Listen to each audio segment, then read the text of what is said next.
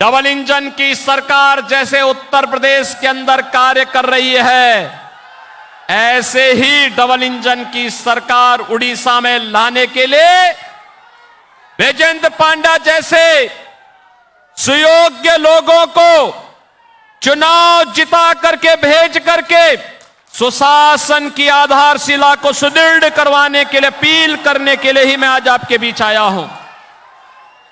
बहनों और भाइयों, हम सब इस बात को जानते हैं, पिछले 10 वर्ष में हमने बदलते हुए भारत को देखा है। प्रधानमंत्री मोदी जी के नेतृत्व में आज एक नए भारत का दर्शन हो रहा है। दुनिया के अंदर भारत का सम्मान बढ़ा है, सीमाएं सुरक्षित हुई हैं, आतंकवाद और नक्सलवाद समाप्त हुआ है। और बहनों और भाइयों, अब तो कहीं पर कोई पटाखा भी जोर से फट जाए तो पाकिस्तान सबसे पहले सफाई देता है, कहता है कि मेरा हाथ नहीं है, क्योंकि उसे मालूम है कि ये नया भारत है, ये नया भारत है, छेड़ता नहीं है। लेकिन अगर कोई छेड़ता है तो उसको छोड़ता भी नहीं है। और अपील इस बात को करने के लिए आया हूं कि संसदीय लोकतंत्र में, पार्लियामेंट्री डेमोक्रेसी में प्रशासनिक तंत्र अगर शासन को चलाने लगता है तो अव्यवस्था, भ्रष्टाचार और तानाशाही बढ़ती है, गरीबों का शोषण होता है, माफिया राज पनपता है। और पिछले 20-25 वर्षों में उड़ीसा के अंदर इस प्रशासनिक तंत्र ने यहां की सरकार को अपने घेरे में लेकर के उड़ीसा के मेरे सभी सज्जन बहनों और भाइयों को विकास की पटरी से 50 साल पीछे धकेलने का काम किया है। बहनों और भाइयों, आपके पास एक अवसर है, आपके पास एक अवसर है।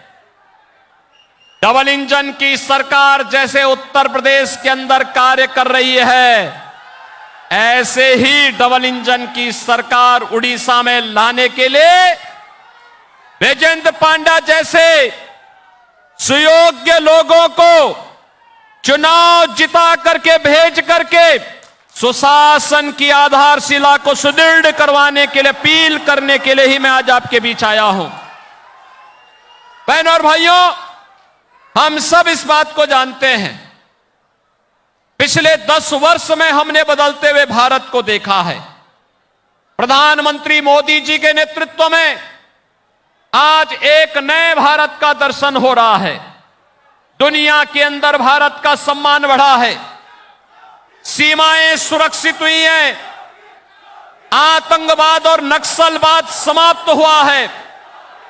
और बहनों और भाइयों, अब तो कहीं पर कोई पटाखा भी जोर से फट जाए तो पाकिस्तान सबसे पहले सफाई देता है, कहता है कि मेरा हाथ नहीं है, क्योंकि उसे मालूम है कि ये नया भारत है, ये नया भारत है, छेड़ता नहीं है। लेकिन अगर कोई छेड़ता है तो उसको छोड़ता भी नहीं है। उसे मालूम है समय रहते सफाई दो और अपनी जान बचाओ, नहीं तो एयर स्ट्राइक की तैयारी के लिए आतंकवादी कहीं भी छुपे होंगे, भारत के बहादुर जवान उसे निकाल ला करके उसका काम तमाम कर देंगे।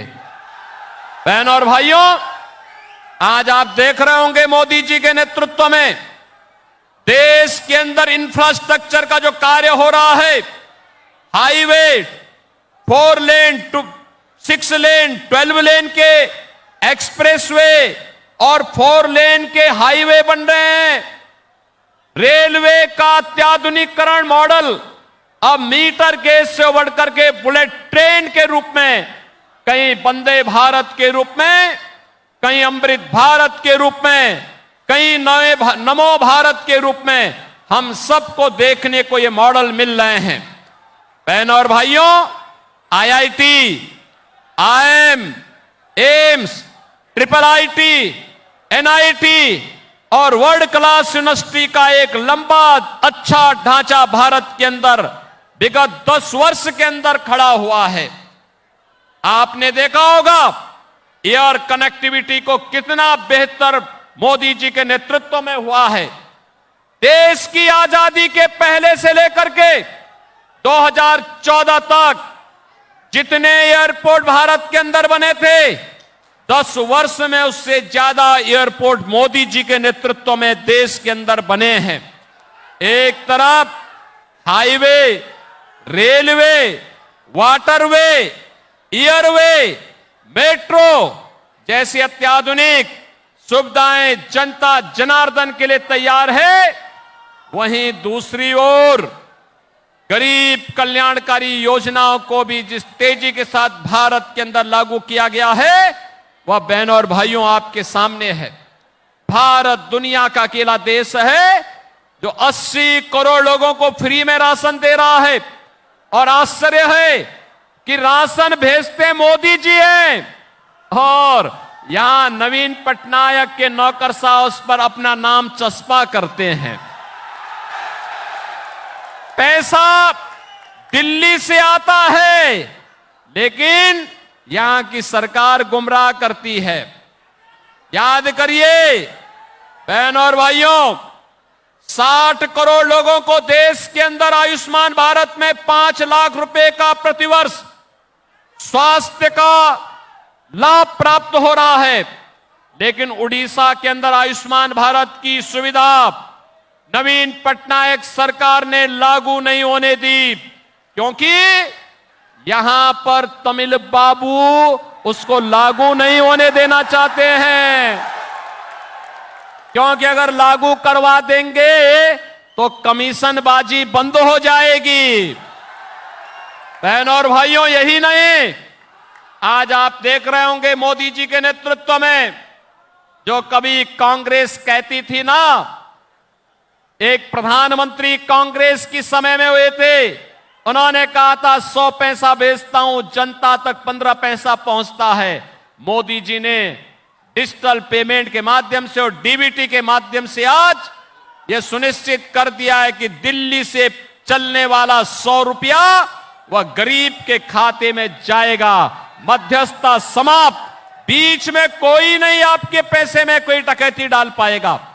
लेकिन बहनों और भाइयों, आज किसान को किसान सम्मान निधि, गरीब के लिए तमाम प्रकार की सुविधाएं, हर गरीब के घर में शौचालय, और देश के अंदर 10 करोड़ परिवारों को उज्ज्वला योजना का एलपीजी का कनेक्शन भी प्राप्त हुआ है।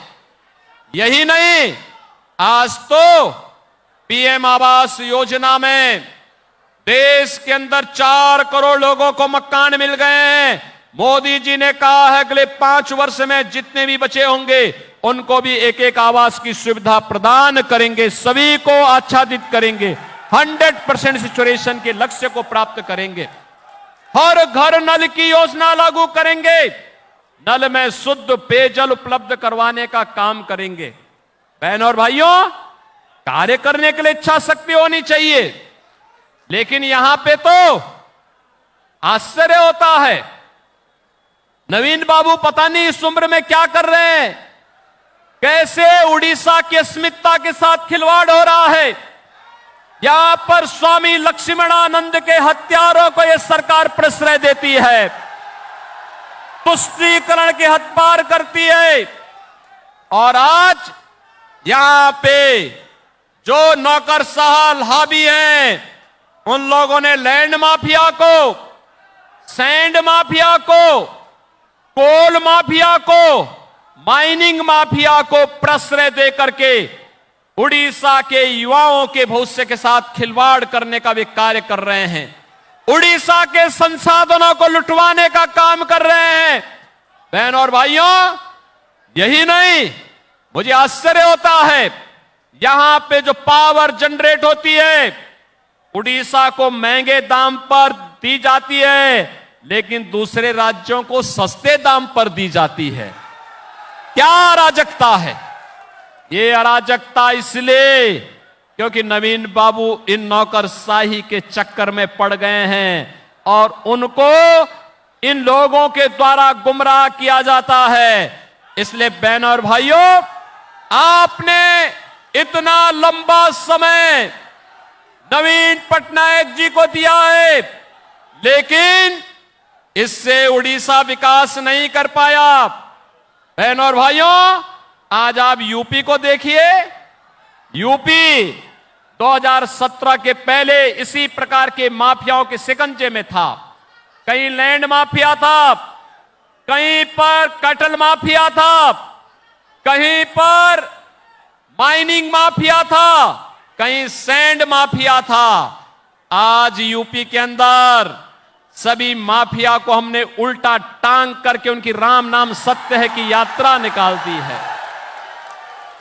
माफिया ने जितनी संपत्ति अर्जित की थी, उस संपत्ति को हमने सरकार के कब्जे में लेकर के गरीबों के लिए आवास बनाने का काम, महिलाओं को महिला संरक्षण का काम, कहीं पे चिकित्सालय, कहीं पे विद्यालय, ये बनाने के काम किए हैं।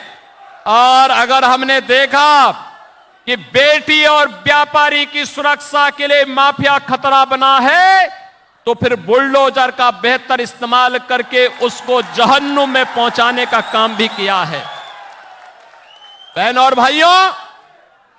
भाइयों, उत्तर प्रदेश के अंदर यह बुलडोजर सुशासन का प्रतीक बना है और इंफ्रास्ट्रक्चर का प्रतीक बना है। आज मोदी जी के नेतृत्व में आज उत्तर प्रदेश सुशासन का और सुरक्षा का एक मॉडल खड़ा कर चुका है। रेवेन्यू सरप्लस स्टेट है, 25 करोड़ की आबादी है और खुशहाल जीवन जी रही है, सुरक्षित भी है। देश के अंदर सबसे अच्छा, सबसे ज्यादा इन्वेस्टमेंट भी वहां पे आ रहा है। बहनों और भाइयों, डबल इंजन सरकार का लाभ ऐसे प्राप्त होता है और इसीलिए मैं आज आपके पास आया हूं। अरे आप तो केंद्रपाड़ा वाले, आप तो सौभाग्यशाली हैं। आपको बैजंत पांडा जैसा नेता यहां पर मिला है। मैं तो सोचता था कि इस पार्लियामेंट्री इलेक्शन में वे उत्तर प्रदेश के प्रभारी के रूप में काम कर रहे थे। उत्तर प्रदेश की जनता को उनको नेतृत्व मिलेगा, लेकिन उनको अभी इलेक्शन की प्रक्रिया प्रारंभ हुई थी कि सरकार ने, भारत भाजपा के केंद्रीय नेतृत्व ने और प्रधानमंत्री जी ने कहा, नहीं, उड़ीसा में आपकी आवश्यकता है।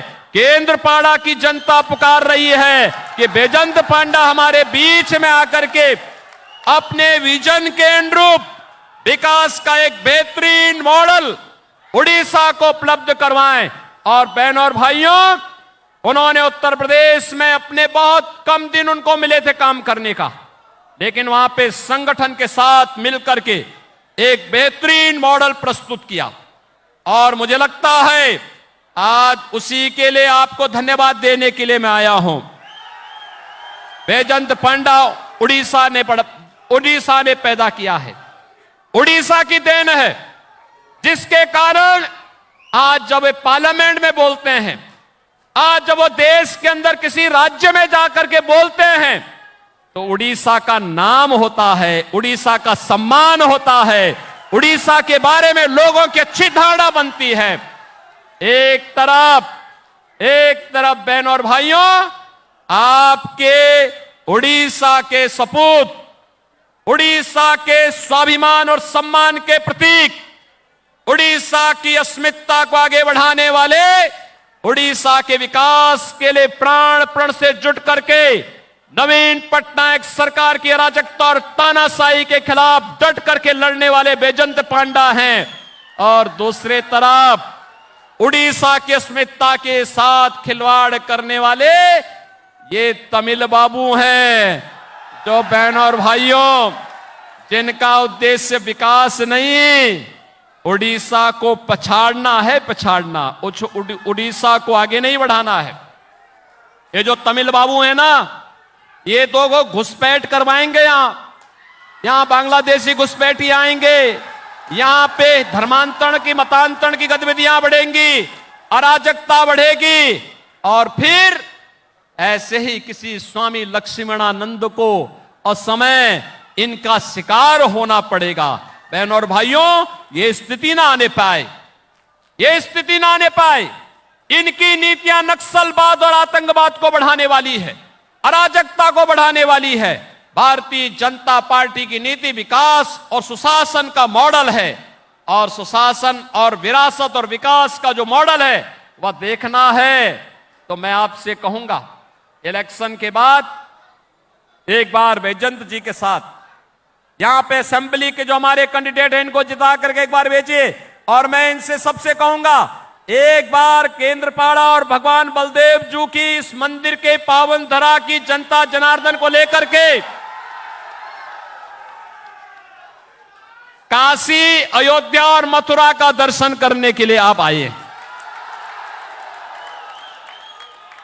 आज आप काशी आएंगे, बहनों और भाइयों, आज आप काशी आएंगे ना, तो काशी में आपको एक नई काशी दिखाई देगी, एक नई काशी।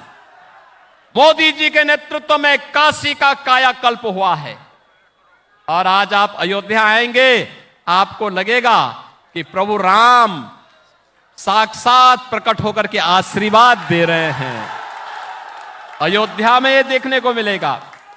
आप मथुरा में आएंगे तो आपको लगेगा कि भगवान जगन्नाथ, भगवान बलभद्र जी, माता सुभद्रा तो जगन्नाथपुरी में विराजमान हैं, लेकिन आशीर्वाद मथुरा में प्राप्त हो रहा है। देखेंगे आप तो क्या भाव आपको देखने को मिलेगा।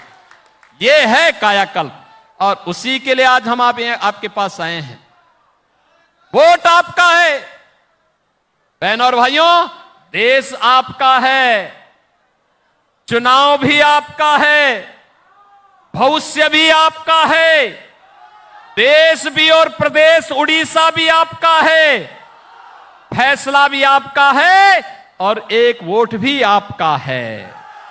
आपका एक वोट उड़ीसा और भारत की तस्वीर और तकदीर को बदल देगा। और इसीलिए मैं आपसे अपील करने के लिए आया हूं। 5 चरणों के चुनाव संपन्न हो गए हैं बहनों और भाइयों। 5 चरणों के चुनाव में देश के अंदर अलग अलग राज्यों में मुझे जाने का अवसर प्राप्त हुआ, और मैं एक बात कह सकता हूं, एक ही नारा गूंज रहा है पूरे देश के अंदर, एक स्वर में लोग बोल रहे हैं कि फिर एक बार, फिर एक बार, फिर एक बार मोदी सरकार, और अब की बार 400 पार। तो 400 पार में केंद्रपाड़ा भी होना चाहिए, एक तो मैं अपील करने के लिए आया हूं। दूसरा है, जब नवीन बाबू 400 पार का नारा सुनते हैं तो पूछते हैं ये 400 कैसे, तो हम कहते हैं भाई आप तो 21 पे ही लड़ पा रहे हैं, तो आप तो सरकार बना नहीं पाएंगे, तो आप लड़के करेंगे क्या? भाई आप तो लड़ नहीं पाएंगे, सरकार बना नहीं पाएंगे, तो लड़के करेंगे क्या? और इसलिए बहनों और भाइयों, इन लोगों को सबको इस बात के लिए चक्कर आता है, इनका दिमाग घूमता है। 400 बीजेपी 400 पार करेगी। हमने कहा 400 पार, जनता जनार्दन कहती है 400 पार। वो कैसी है, कैसे? तो जनता जनार्दन की ओर से यही आवाज निकलती है कि राम भक्त ही राज करेगा दिल्ली के सिंहासन पर।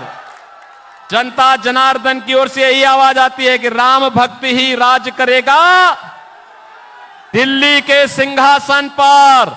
और नरेंद्र मोदी जी परम राम भक्त, और जनता जनार्दन कहती है कि हम वोट इसलिए बीजेपी को कमल चुनाव चिन्ह पर, पद्म पर इसलिए देना चाहते हैं क्योंकि जो राम को लाए हैं, हम उनको, जो राम को लाए हैं, जो राम को लाए हैं, हम उनको लाएंगे और उड़ीसा में भी कमल खिलाएंगे। खिलाएंगे ना? केंद्रपाड़ा से श्री विजेंद्र पांडा जी भारी बहुमत से विजयी बनकर के जाएंगे ना? साथ साथ असेंबली के जो हमारे प्रत्याशी हैं श्री सुमंत कुमार गड़ई, अरविंदम रॉय, सुश्री गीतांजलि सेठी, श्री ललित बेहरा, श्री कृष्णचंद्र पांडा, श्री दुर्गा प्रसन्ना नायक, श्री तेजेश्वर परिदा, ये सभी प्रत्याशी विजयी बनकर के जाएंगे। जहां तक मेरी आवाज जा रही है, दोनों हाथ ला करके थोड़ा मुझे आश्वस्त करिए। मोदी जी तक आपकी आवाज पहुंचनी चाहिए, दिल्ली तक और भुवनेश्वर तक आपकी आवाज पहुंचनी चाहिए। पहुंचेंगे, विजयी बनकर के जाएंगे, बनकर के जाएंगे। तो फिर मेरे साथ बोलेंगे, भारत माता की